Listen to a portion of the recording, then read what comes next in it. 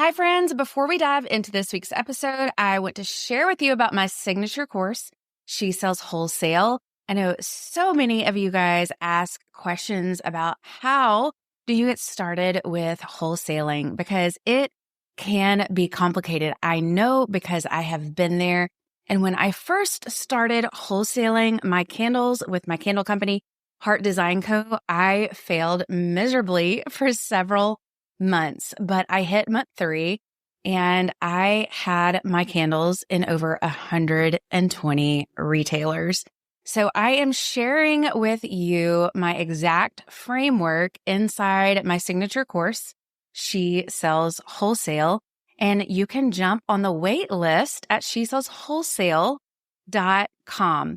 I only open up the course twice a year, so you want to make sure that you get on the wait list so you know when the course opens up, and it's opening soon. I will actually send you a free gift when you sign up on the wait list. So check it out at shesellswholesale.com. That's shesellswholesale.com. Welcome to Encore December on the She Sells Differently podcast. All month long, I'm re-airing your absolute favorite episodes because I am practicing what I preach and I am taking some much needed rest this month, spending time with family, enjoying the holidays, and I hope you are too. And these conversations are too good not to revisit. So today's Encore is one of the most downloaded episodes of the year. This is featuring Mina Davenport, founder of To Phōs Candles, sharing her very first pop-up market experience. Inside this episode, what you're going to learn is what went wrong at Mina's first pop-up market and how she overcame those challenges. She actually gives the results of her first market. And then she talks about how she kept those customers buying for months after the event. And then we share my secret to standing out in a sea of vendors. So if you have ever thought, are pop-up markets even worth it? This episode might just change your mind. Here's the fun part. The exact strategy that I gave Mina for her first market, it became the blueprint for my pop-up market prep masterclass. And this episode is going to be airing on December 3rd. And December 4th through the 11th, you can actually grab access to my pop-up market prep masterclass, plus hundreds of other amazing products for your business as a part of Lizzie's Christmas party. This is put on by Lizzie Goddard, and it is all free, you guys. It is probably the steal of the year. This is my first year participating in Lizzie's Christmas party, but I have grabbed access to her Christmas party every year that she has put it on before now, and it's just an amazing deal. So everything is free in there, and then you can snag some additional products for a low price if you would like. So I will post my affiliate link in the show notes, and make sure you grab that so you can get pop-up market prep plus hundreds of other products for free. It's an absolute steal. So that being said, let's dive on in to Mastering Pop-Up Market Success with Mina Davenport and To Phōs Candles. Hi, friends. Welcome to She Sells Differently, the show for aspiring women entrepreneurs looking to overcome the fear of selling and grow thriving businesses from a place of authenticity and confidence. I'm Andy Hart, and it wasn't all that long ago that I was a sales executive for a Fortune 500 company. But I knew in my heart that I was called to use my gifts for something more, something different. That's exactly why I created the She Sells Differently podcast. Each episode is going to deliver you business strategies, tools, and mindset shifts to help set you and your brand apart from our culture's expectations. It's time to elevate your sales and build a profitable, sustainable business you're proud of, one built on integrity, grace, and humility. It's time to learn how to sell differently. Welcome to the She Sells Differently podcast. I am super excited to have a special guest with us today, Mina Davenport. And Mina owns To Phōs Candles, and I'm going to ask her to introduce herself and her brand, and then we will dive right on into today's episode. We're going to do it a little bit of hot seat coaching style, but also just talking about Mina's recently wildly successful pop-up market. And I want her to just introduce herself and talk about her brand. So Mina, tell us about To Phōs Candles. Yeah, thank you, Andy, for having me on the podcast. And I'm excited to share, especially because you have a lot to do with the success, I really think. Thank you. So To Phōs Candles is a non-toxic beeswax candle company that is very fresh. I think it was officially established in the beginning of March of this year. So very new, but I started making candles a couple years ago as a way to, I had been burning candles in our home and started getting headaches and had learned that some candles just have some ingredients that can cause allergies and whatnot. And so I stopped burning them for a while, but I love the coziness of candles and what they add. And so I had read a book with some friends about liturgy. And in the book, he talks about how we can take physical things and habits that we do and apply spiritual truths to it. And he had mentioned lighting a candle and reminding us that Christ is light.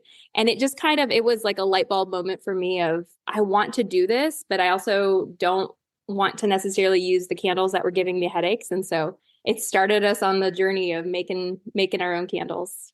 And what does To Phōs stand for, actually? Yeah, so To Phōs is Greek for the light. And that comes from John 8:12, where Jesus says that he is the light of the world.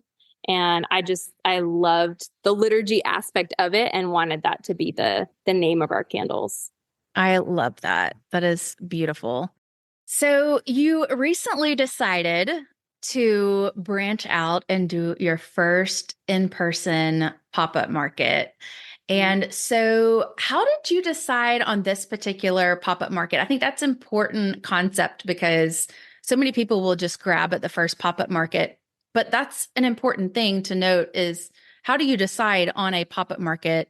And so how did you find this one and decide to do the one that you did? Yeah, my answer might be a tiny bit unconventional because I did a market at a local coffee shop here, literally in our backyard called Solo Coffee. And I follow them on Instagram and I had seen they posted that they were going to be doing this pop-up market. And at that point, I had just kind of started selling candles, nothing super official. And something I don't know. I just felt this desire to showcase our candles at a community hub where, I felt like, okay, I think this would be my ideal customer, just the people here in North Raleigh. And anyway, and so I was like, you know what, that I hadn't thought about markets as being such a great strategy for getting your name out there. I was so new. But one of the prerequisites for doing the market was you had to have a tax ID. And so that's actually what kicked me into getting my LLC and getting my tax ID was in order to do this market. But retrospectively, I'm so thankful that I did because it was a very well advertised market. It was not just like one advertisement and then that's it. It was constant, who's coming to the Solo pop-up, who's coming, and, lots of hype around it that I think it was the perfect first market. Things that I would not have necessarily thought to look for were there, where now I'm like, oh, I would look for a market that is well advertised. I would look for a market that's going to have a lot of foot traffic. And I really think that's key in the success, because if no one's there, you're not going to be very successful. Yes. And I always teach my clients is make sure that you see that the market is established and that it is one that is well advertised. Because that is one of the mistakes that I made on my very first pop-up market. They had never done it before, and I don't think that they advertised at all. And so, yes, that can cause you to have a very bust of a first pop-up market. So, yes. So, what steps did you take to prepare for the pop up market, this having been your very first one? Yeah, so I think there are two main things that really stand out as being the most helpful things that I did to prepare. One was I compiled a list, a comprehensive list of everything that I could think of that I would need the day of. How am I going to actually sell the item? How are they going to pay for it? What things am I going to need on my table? What food am I going to need? Just very comprehensive. And I actually used Chat GPT to help me, and it was very helpful. But it kind of gave me a starting place to then work backwards from. And so I knew, okay, this is what I want the event to run like. And what are some things that I can do to get that, get to that step. So this is what I want my table to look like. What do I need to do in order to get there? So that's the first one, was just kind of having a list and working backwards.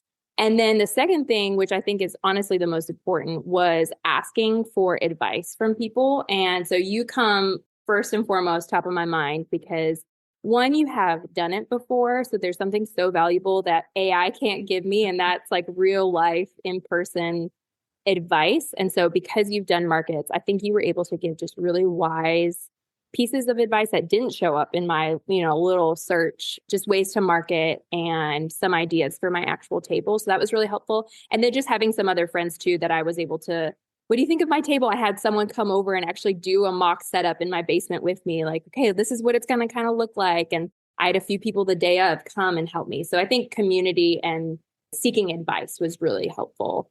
Yes. So we talked about a couple of different strategies to actually draw people to your table at the market. So talk about some of the things that you did that drew people over to your particular table. I would say the number one most successful thing to get people over, which was your idea, and that was to do a giveaway slash like email sign up. And I kind of went with the way that we did our giveaway was we had 3 candles that I had set out, candles that fragrances I was thinking about launching, but wanted to kind of get some customer feedback. And I had these 3 candles laid out with a sign that said, giveaway. And people wanted to know, how do I enter this giveaway? And it was sign up for emails is one entry. So right there, you're getting people on your email list, which you can then market to. And that idea came from you, which was so priceless because now I have many more customers, maybe somebody that didn't buy that day that now is getting my emails of new products and whatnot. So anyway, that was the first entry. And the second entry was voting on which one was your favorite scent. And so I think that was so successful. One, people felt really like a part of something. They're like, oh, I get to vote on which scent is coming next. So people wanted to do that. And then, oh, I could get a free candle just by signing up and, putting my email. And it was also just a way to draw people over to the table, people that maybe were walking by. I would just kind of stop them and be like, hey, do you want to for a chance to get a free candle? And I don't think I had anybody say no. Everybody came over and wanted to smell. And even from that, I had some people who were walking by, came over to enter the giveaway and started smelling the other candles and ended up purchasing, people that would have just like walked right by. So I would say the giveaway was like the number one thing. But the other one was, I really think being friendly and standing up the whole time and being approachable was a different feel than maybe even when I've gone to markets and have seen some people just kind of sitting on a chair, maybe on their phone. It feels very unwelcoming. And so I just made it a point that I'm going to stand this whole time and I'm going to stand right next to the table and look people in the eyes and smile and say hi. And I think that made it feel more welcoming. Yes, just being warm and authentic. And it's a tiring day at a market. Like if you think you're going to go to a pop-up market and rest, you're wrong. It is a tiring day for sure. Yes. So, yeah. So there's a couple things that I want to highlight that you did really, really well and that we talked about before you went to the market. And that is that so many people, they look at their sales that day at the market and they judge the success of the market simply by the sales that day, which that is ultimately what we want to do is we want to make sales, right? But a pop-up market is also, you want to look at the success by long-term sales too. And so, one of the things you did really well is that you added a ton of people to your email list by doing the giveaway. But the giveaway also generated excitement and people coming over to your table. So, I know that people probably bought from your table that day just by being there and experiencing the giveaway, right? But the third thing that I thought that you did really well is that you were able to get invaluable customer feedback through that giveaway. And I truly believe that one of the things that product makers don't do enough of is listen to customer feedback. And if anyone listening heard a couple of episodes ago, we had a trend specialist come on, Dwayne Jeffries, and he talked about when you are a product maker, you want to make a third of things that you like, a third of things that you don't like, and then a third of things that are trending and that are market trends. And so I know I'm guilty of, I really just like to make things that I prefer. And so having that customer feedback is really invaluable because you really get to hear things that customers are preferring. And so I thought that you really incorporated that well into your overall strategy. And so overall, just made it even more successful for sure. Yeah, it really did. And what you said about how you want to make things that you don't necessarily like. I was so surprised that the candles that sold out first were not my favorites. I mean, I like all my candles, but those are not the ones I would choose to burn in my home per se. And those are the ones that people were just snatching up. And so I think it's so helpful to get feedback from the people that you're trying to sell to, because ultimately they're the ones that, we care the most about, not just what I like. So it was very helpful information.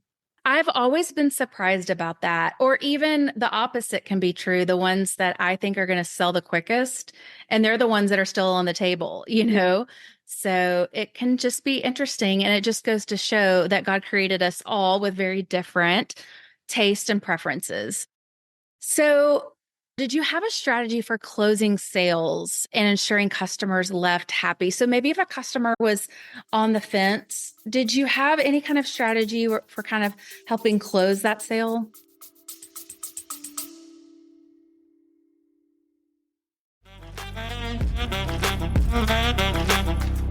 Okay, product-based business owners, I'm interrupting this episode because I want to share one of the simplest ways to protect your business growth. Your email list is the number one marketing asset that you own. Social media can change the roles overnight, but your list, that is all yours. It's how you stay connected, build loyalty, and keep sales coming in no matter what the algorithm does. That's why I use Flowdesk for my own candle company, Heart Design Co. I have been blown away by how intuitive and beautiful it is. There is no messing with code, no tech headaches, just simple, gorgeous emails that convert. If you're not growing your email list yet, you are leaving money on the table. Flowdesk makes it easier and honestly a lot more fun to show up consistently for your customers. Use my link in the show notes to get 50% off your first year and start turning followers into repeat buyers.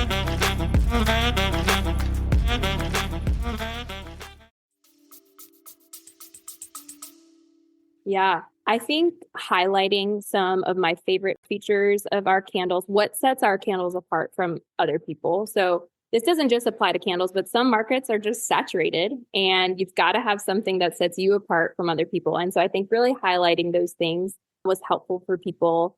I think there's the tactile experience of people just smelling them was really helpful. And then as far as the happiness component, as when they purchase the candle, I highlighted make sure you read the candle care card. It's going to get you the most time out of your candle, the longest life.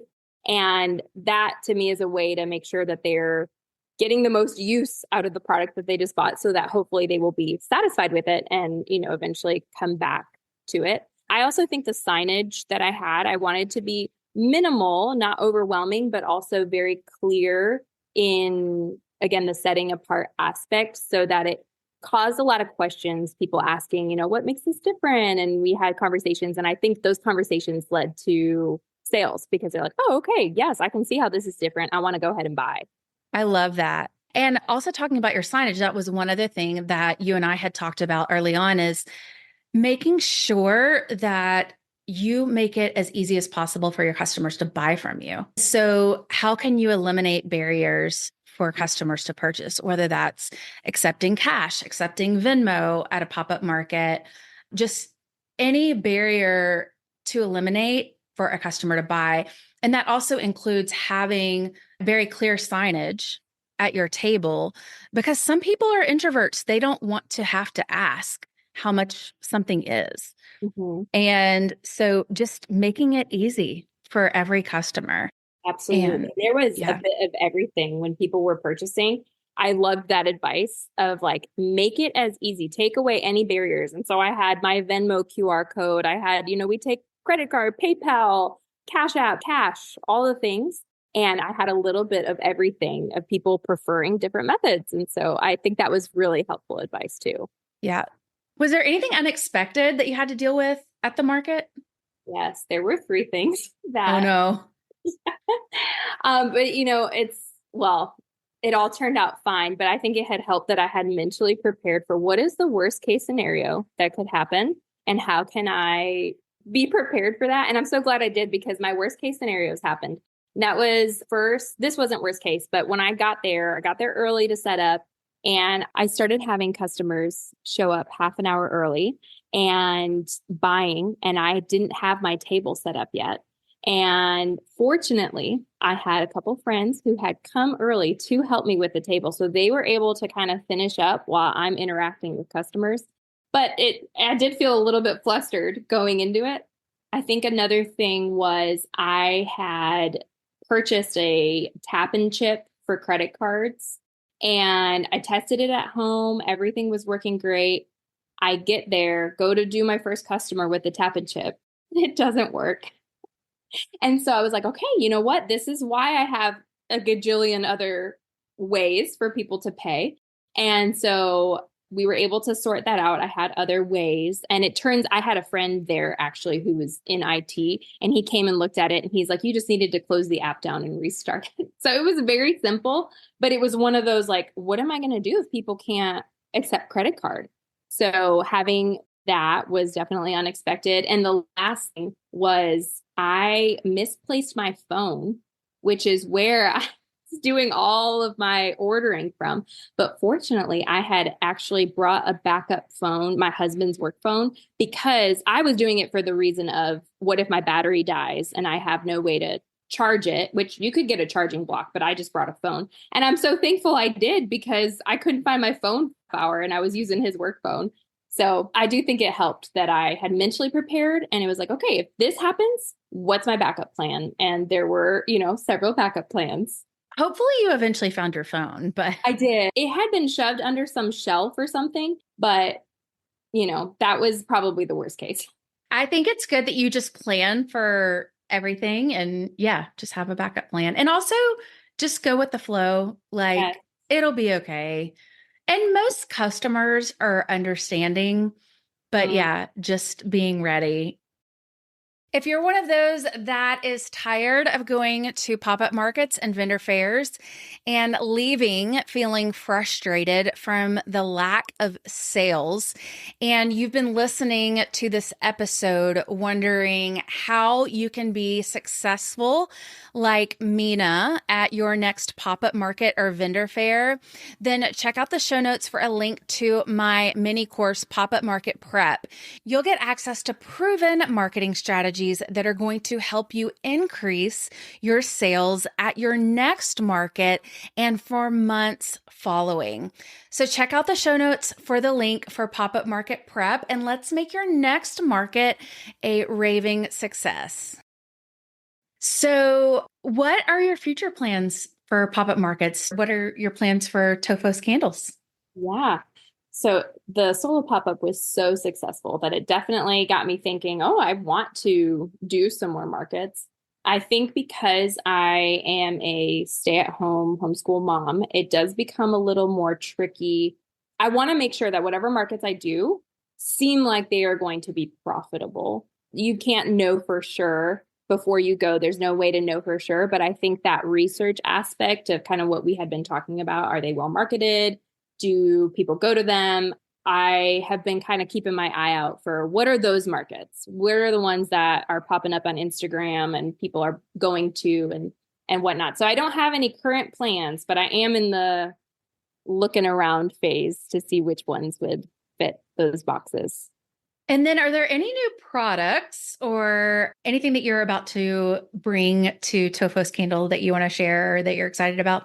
Yes. So I'm very excited about, we are releasing a refillable luxury jar, and the jars are made out of natural stone, and the candle is refillable by, you melt down any excess wax in it, pour it out, and then we have pure wax inserts that go into it. So there's no waste besides, I guess, the wick tabs that are at the bottom of it, but it's very minimal waste. And I'm just super excited because they're beautiful and they're sustainable and they're clean. It just kind of is this meshing of all these passions that I have into one product. So I'm very excited about those. Yes. And they will be released by the time this podcast episode releases. So if you want to check them out, where can my listeners find them? Yeah, so they're on our website at tophoscandles.com. And if you check us out on Instagram too, there's links on there for how to purchase. It's To Phōs Candles is our Instagram handle. Yeah, very excited about them. Yes. And we will put all of those links in the show notes as well. And that's Tophos, Tophos, tophoscandles.com. Mm-hmm. Yeah. Is there anything else that you'd like to share with our listeners about your journey or your business? Yeah, I think as I kind of thought through the process of even doing our first pop-up market and what maybe the future looks like, I can't help but think about how much trust in the Lord is required, that I can work my hardest, which I do. I want to provide an excellent product. I want to work hard as unto the Lord. But ultimately, I need the Lord's blessing on my work in order for it to flourish. And so I even felt going into this market and even continuing on in business, it's a very daily surrendering to the Lord of, again, the work of my hands. Lord, please bless it if you see fit.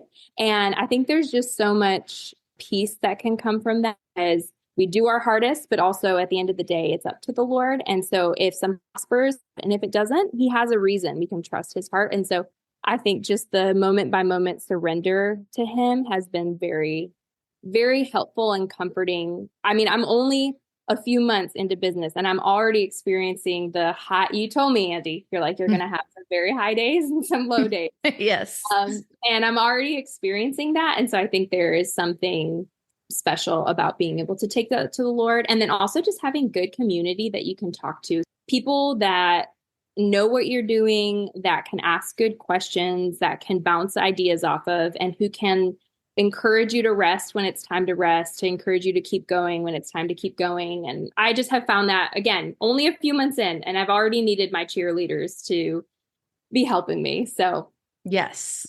We are not created to do this life alone, and we are not created to certainly do entrepreneurship alone. And so, yes, I am thankful for sisters like you that the Lord provides to lean on. So He's a good father. Thanks so much, Mina, for joining. And I'm so glad to have you on the She Sells Differently podcast. What a blessing you are. And I'm so excited to see how To Phōs Candles continues to grow. Thanks for joining us. And that's a wrap on this week's episode. And join us next week for another episode of the She Sells Differently podcast. Until then, I am cheering you on in all of your entrepreneurship journey. All right, that's a wrap on today's episode of She Sells Differently. Friends, it would be a huge blessing to me if you would take 2 seconds to rate and subscribe to my podcast. New episodes drop every Wednesday. Until then, I'm cheering you on in your entrepreneurial journey. See you next time.